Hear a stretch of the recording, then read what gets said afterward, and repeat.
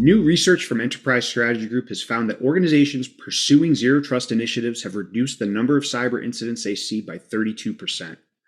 With cybersecurity teams stretched as thin as they are today, that's an extremely compelling finding. IT environments are fundamentally different than they were just a few short years ago, and intrusions can go undetected for days or even weeks, allowing attackers more time to find valuable data. This requires a new way of thinking about cybersecurity that removes any notion of implicit trust when granting access, is more dynamic, and incorporates risk assessment on a continuous basis. Zero trust is based on these tenets and has evolved from a niche strategy to a cybersecurity imperative over the last few years. But it still remains a complex topic.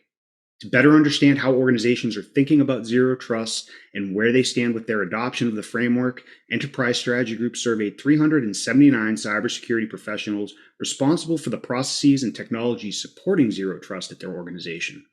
There were a number of key findings, but here are a few that stood out. 66% now agree that zero trust is a security strategy. This is a significant improvement from 2020 when just 43% shared this view.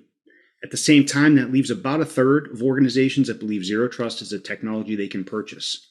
This means vendors must continue to provide guidance to customers on how to think about zero trust in a broader sense before focusing on the technologies they provide and how they can support specific aspects of a zero trust strategy.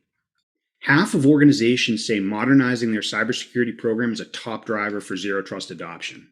Tactical security outcomes like reducing incidents and breaches are obviously important, but more and more zero trust is being viewed through the strategic lens of modernization.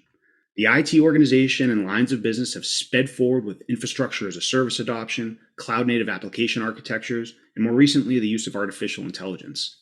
The security team has to play catch-up, and zero trust provides an avenue to rethink cyber practices and enable the safe adoption of new technologies and models. Only 36% indicated that from the start, their leadership developed a plan for zero trust that would be implemented over multiple years.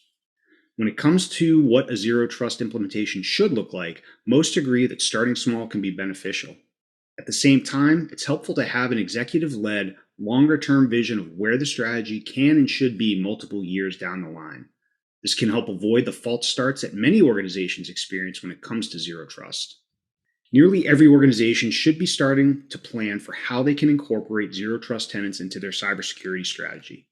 The research Enterprise Strategy Group conducted showed that those who have begun to move forward have seen a variety of both security and business benefits. Enterprise Strategy Group's research can help IT and security teams understand what has and hasn't worked for early adopter organizations and help vendors better position their solutions in an increasingly crowded space.